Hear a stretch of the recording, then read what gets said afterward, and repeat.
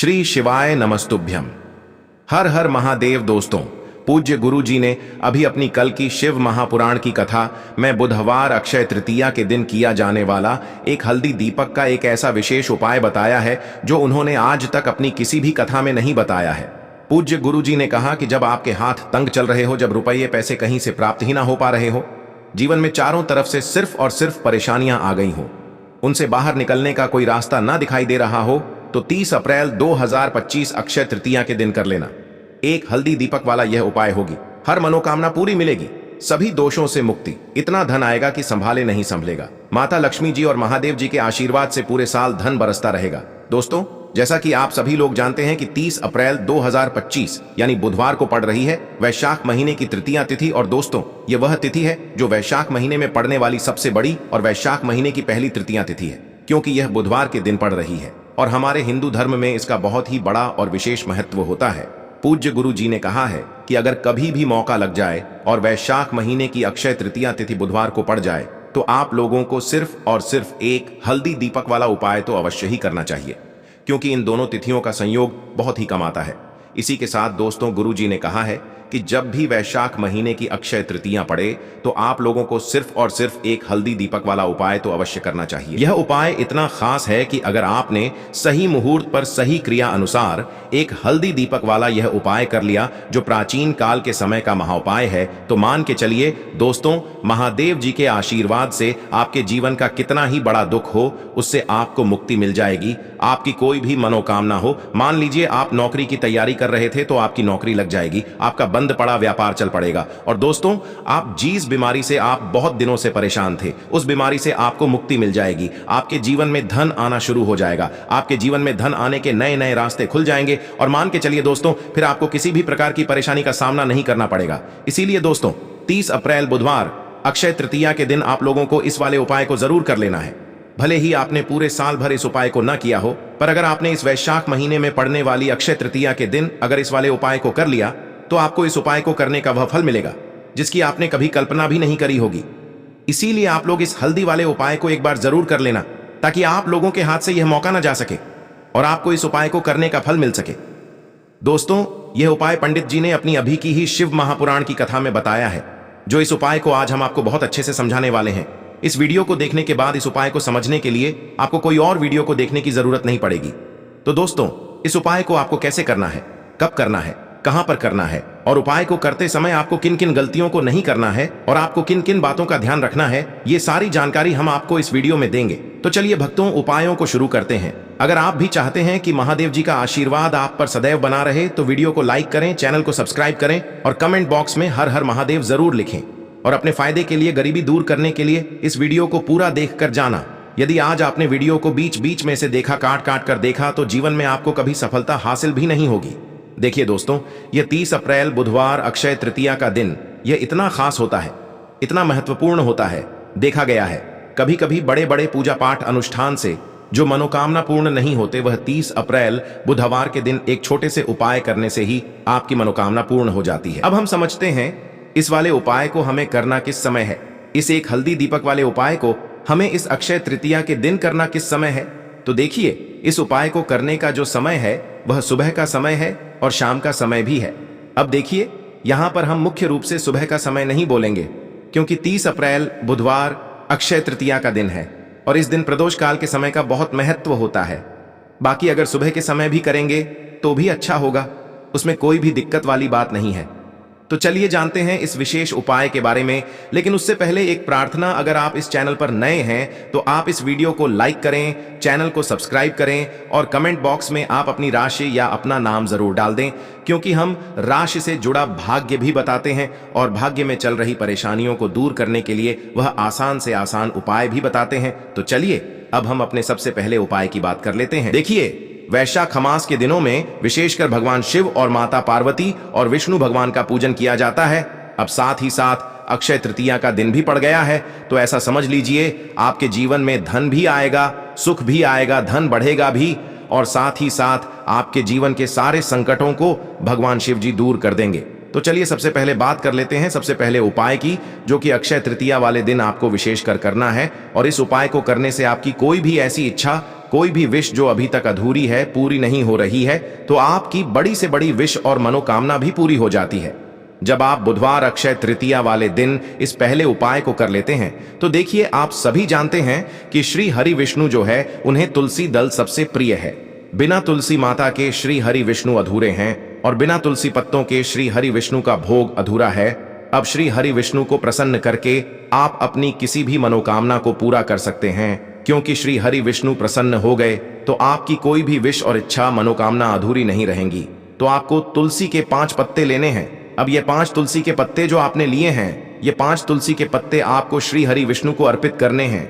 अपने घर के मंदिर में ही ठीक है, ऐसा आपको करना है। आपके घर में श्री हरि विष्णु की कोई मूर्ति है, प्रतिमा है, वहां पर यह 5 तुलसी के पत्ते आप रखें और साथ ही साथ एक देसी घी का दीपक, गोल बाती का आपको लगाना है और ओम नमो भगवते वासुदेवाय नमः, इस मंत्र का आपको 11 बार जप करना है। देखो मंत्र कौन सा है, ओम नमो भगवते वासुदेवाय नमः। और फिर श्री हरि विष्णु से अपनी विश, अपनी इच्छा, अपनी मनोकामना कह देना और फिर देखना आपकी विश और इच्छा, जो भी आपकी मनोकामना है, जो भी अपने जीवन में आपको चाहिए।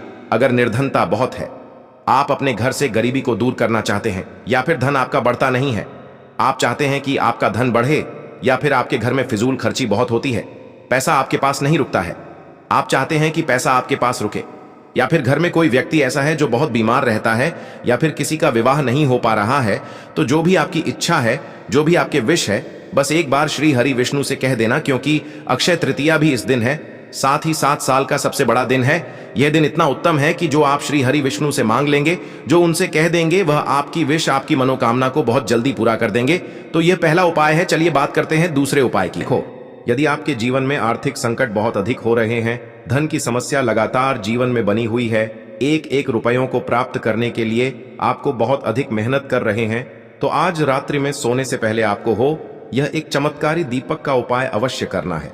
या फिर यदि आपका जो व्यापार है, बिजनेस है, दुकान है, वह अच्छे से नहीं चल पा रही है, तो आज रात्रि में इस विशेष दीपक का उपाय आपको अवश्य करना चाहिए। देखो दोस्तों, दीपक हमारे घर में सभी नकारात्मक शक्ति को बाहर करता है। यह उपाय आपको साल में केवल एक बार करने का ही मौका मिलता है। देखिए, इस उपाय के लिए आपको तुलसी जी की जो सूखी लकड़ी होती है, उसे ले लेना है। देखिए दोस्तों, यदि आपके पास पुरानी तुलसी जी की लकड़ी है तो उसे आप ले सकते हैं, और यदि आपके घर में तुलसी जी जो लकड़ी है वह सूखी हुई है, तो उसकी लकड़ी आप तोड़ करके इस्तेमाल कर सकते हैं। लेकिन आपको ध्यान रखना है कि सूर्यास्त से पहले पहले ही आपको यह जो तुलसी जी की लकड़ी है, इससे अवश्य ही तोड़ लेना है। तो इस उपाय के लिए आपको सबसे पहले तो एक मिट्टी का दीपक लेना होगा। चाहे तो आटे का दीपक भी ले सके, क्योंकि आटे का दीपक सभी दीपक में सर्वोत्तम माना गया है। इस दीपक के अंदर आपको शुद्ध घी का प्रयोग करना होगा, और इससे दीपक के अंदर आपने जो तुलसी जी की लकड़ी ली है उसे भी रख देना है। लेकिन ये जो तुलसी जी की लकड़ी है, इसमें आपको चारों तरफ अच्छे से घी लगा लेना है। देखिए, गुरु जी ने बताया है कि जो तुलसी जी की लकड़ी है, यदि आप उपाय करते हैं और बहुत ही शीघ्रता से जल जाती है, तो इसके लिए आपको एक कार्य करना है। आपको थोड़ी सी रुई ले लेनी है और उस रुई को आपने जो तुलसी जी की लकड़ी ली है उस पर अच्छे से चारों तरफ लपेट देनी है। तुलसी जी की लकड़ी के ऊपर रुई लपेटने के बाद इसे आपको पूरा घी के अंदर डुबो लेना है। अब इसे आपको बाती के रूप में प्रयोग करना है। अब दोस्तों, इस दीपक को आपको प्रज्वलित कहाँ करना है?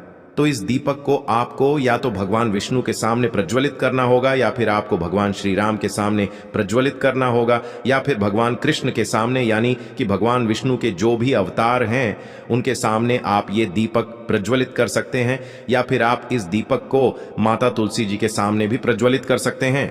पूज्य गुरु जी ने बताया है कि जो भी व्यक्ति इस प्रकार से तुलसी जी की डंडी से यह दीपदान कर देता है, उसके जीवन में कभी भी धन की समस्या नहीं होती है। इसीलिए आपको यह पूरे साल में केवल एक बार ही मौका मिलता है। इस उपाय को करके देखना, आपकी सभी इच्छाएं जरूर पूर्ण होंगी। यह जो उपाय है रात्रि में सोने से पहले अब बताते हैं। तुलसी के गमले में आपको वह कौन सी चीज डालनी है जिस उपाय को करने से आप अपने जीवन में महाधनी बन जाएंगे। इतना धन आपको मिलेगा कि कभी भी आपके धन में कमी नहीं आएगी, कभी भी आपका धन बर्बाद नहीं होगा। आपके पैसे की बर्बादी बिल्कुल आपके जीवन से रुक जाएगी। और जो लोग कहते हैं कि घर में पैसा तो आता है, पैसा रुकता नहीं है और पैसा बढ़ता नहीं है, वृद्धि नहीं हो रही है, उन्हें भी विशेष यह तीसरा उपाय बुधवार अक्षय तृतीया वाले दिन जरूर करना चाहिए। तो देखिए, पहले ही आपको बता दिया कि श्री हरि विष्णु की पूजा और उनका भोग श्री मतलब तुलसी मैया के बिना अधूरा है ना? और तुलसी मैया जो है वह श्री हरि विष्णु के बिना अधूरी है। तो देखिए, जब भी आप तुलसी का कोई उपाय करेंगे तो सीधे सीधे आप श्री हरि विष्णु को प्रसन्न कर लेते हैं। अब व्यक्ति को, यानी जो भी व्यक्ति है, किस व्यक्ति को कितना धन देना है, यह श्री हरि विष्णु के हाथ में होता है। धन देने का काम मां लक्ष्मी करती है, जो कि मां तुलसी का ही एक रूप है। मां तुलसी जो है यह माता लक्ष्मी का ही स्वरूप है ना? तो आपको करना क्या है? आपको लेनी है यहां पर हल्दी पिसी हुई, जो कि श्री हरि विष्णु से जुड़ी हुई है, आपके गुरु ग्रह से जुड़ी हुई है, आपकी कुंडली में गुरु को मजबूत करती है, सुख सौभाग्य को खींचने का काम करती है, धन को बढ़ाने का काम करती है। तो एक चुटकी पिसी हुई हल्दी आपको लेनी है और यह पिसी हुई सूखी हल्दी ही आपको अपने गमले में, तुलसी का पौधा जिस गमले में लगा है उसमें अच्छे से इस हल्दी को डालना है, ठीक है ना? और ओम नमो भगवते वासुदेवाय नमः इस मंत्र का जाप करना है। कितनी बार? कम से कम 11 बार जाप करना है। ओम नमो भगवते वासुदेवाय नमः इस मंत्र का जाप करते रहना है और हल्के हल्के से तुलसी के पौधे में आपको पूरे गमले में पीसी हुई हल्दी का छिड़काव करना है। तो देखिए, जो व्यक्ति इस उपाय को अक्षय तृतीया के दिन कर लेता है, ऐसा समझ लीजिए अपने जीवन से नहीं आने वाली 7 पीढ़ियों के जीवन से निर्धनता और गरीबी को दूर कर देता है। क्योंकि हल्दी जो है ना, यह साधारण नहीं है। हल्दी इतनी उत्तम होती है कि रातों रात आपके जीवन में चमत्कार करती है। आपने देखा होगा कि कोई भी शादी होती है, विवाह होता है ना? कोई भी ऐसा शुभ काम हम करते हैं उसमें हल्दी जरूर लेते हैं।